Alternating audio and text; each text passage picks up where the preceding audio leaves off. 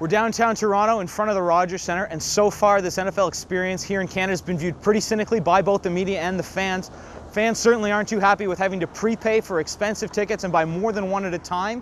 It's not a true home field atmosphere in that it's a neutral crowd, and there's no opportunity to do real tailgating because of Canadians' liquor laws.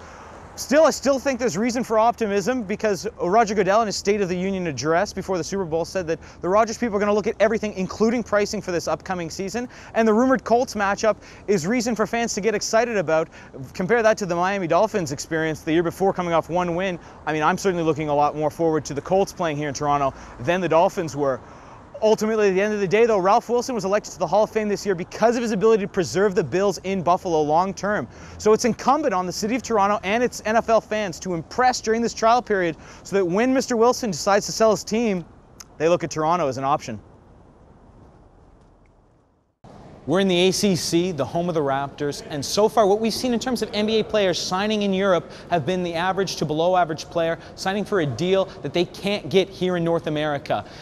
Ultimately, at the end of the day, what should be of concern to the NBA are the true superstar players, the LeBron James, the Kobe Bryants of the world, signing for these rumored $50 million a year deals in Greece and in Italy. That would be a true shock and a true superstar leaving. And what's more likely, do you think? Michael Jordan retiring at the peak of his career to go play minor league baseball, or Kobe Bryant signing a $50 million a year to play the sport that he's playing right now? Think about that possibility. I mean, it's certainly plausible. Ultimately, though, if you're a global sport, you can't expect to keep 100% of the world's best players in one league. It's normal that you're going to have some attrition. It's going to grow the game of basketball, and that's good for the NBA at the end of the day. I'll tell you what it's not good for. It's not good for the Raptors, who have signed foreign depth in the past for cheap deals. These players are now going back over to Europe. The Jorge Garbajosas of the world, the Carlos Delfinos, those guys are back in Europe. The Raptors are going to have to start focusing on the draft because this European talent is back home.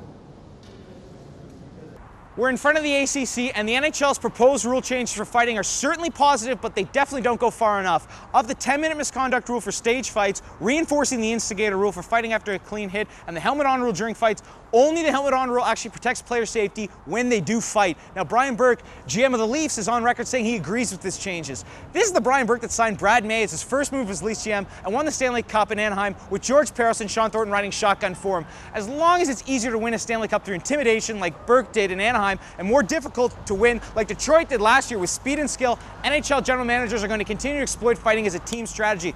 That's why it's incumbent on NHL leadership to take that option away. Why won't they do it? Gary Bettman is on record saying most fans enjoy that aspect of the game. What Gary means to say is fighting sells hockey tickets. Until NHL leadership and Gary Bettman realize that the best hockey, World Junior Hockey, Olympic hockey, and NHL playoff hockey happens without fighting and starts to sell us that kind of game, we're not going to see the exit of fighting in the game. We're not going to see it until the NHL gets rid of the goons running the league.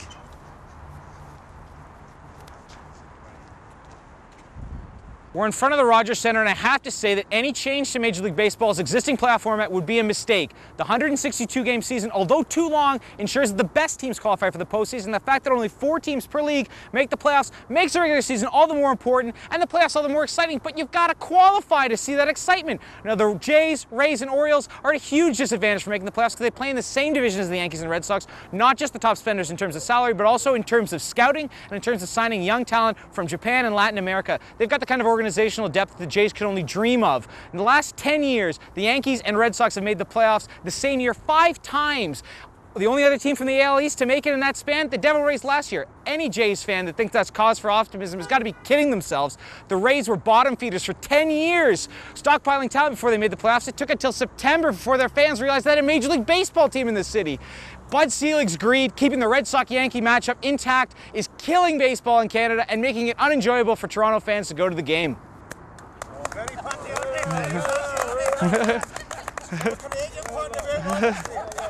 We're in front of the ACC, and no one can argue that the NBA in basketball isn't as big as it used to be. Since Jordan retired from the Bulls, NBA television ratings have been trending downward. What's more, this season, attendance is down across the board. Also, March Madness, perennially the second biggest North American sporting event, has seen its television ratings decline over the last 2 years. So what's changed since the years of Bird, Magic, and Jordan? Has Tim Donaghy gambling scandal, has the Palace Brawl, and has Joe Smith taking illegal money under the table affected fan interest in the game? Or are fans just pining for the big stars of old, the Jordans, the Magics, and the Birds?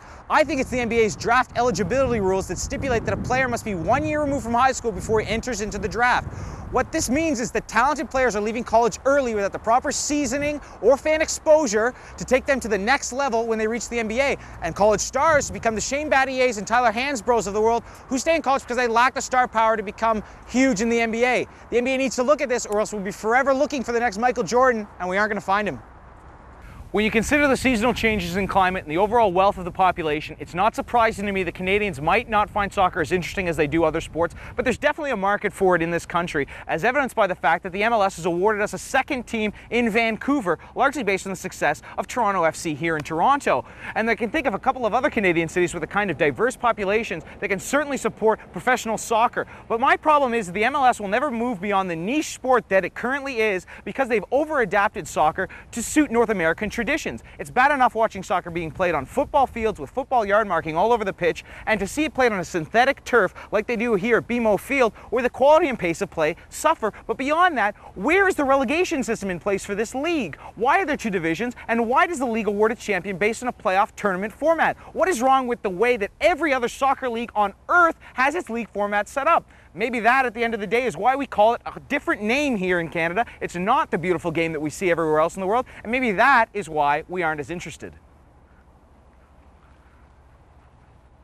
Before the players' strike in 1994, baseball couldn't have been healthier in Canada. The Blue Jays were coming off back-to-back World Series titles, and the Expos at that time had the best record in Major League Baseball. But coming out of the strike, the Expos wound up letting all of their top players go, and then Major League Baseball let the Expos go ownerless, allowing the owner of the Marlins to buy the Red Sox, the owner of the Expos to buy the Marlins, and then the Expos were without owner. The team was destined to fail beyond that. What I find telling about the decline of the Expos and baseball interest in Canada in general is that between 1994 and today, hockey's actually had 2 work stoppages, yet fan interest in that sport remains as high as ever. What does that say about Canadian fan interest in the game of baseball? Was the strike actually the thing that killed the Expos, or did it just expose the genuine lack of interest in baseball in this country? You look at the World Baseball Classic, other than the Canada-US game, fans couldn't be bothered to show up for any of the other games. Canada's game against Italy drew around 10,000 fans.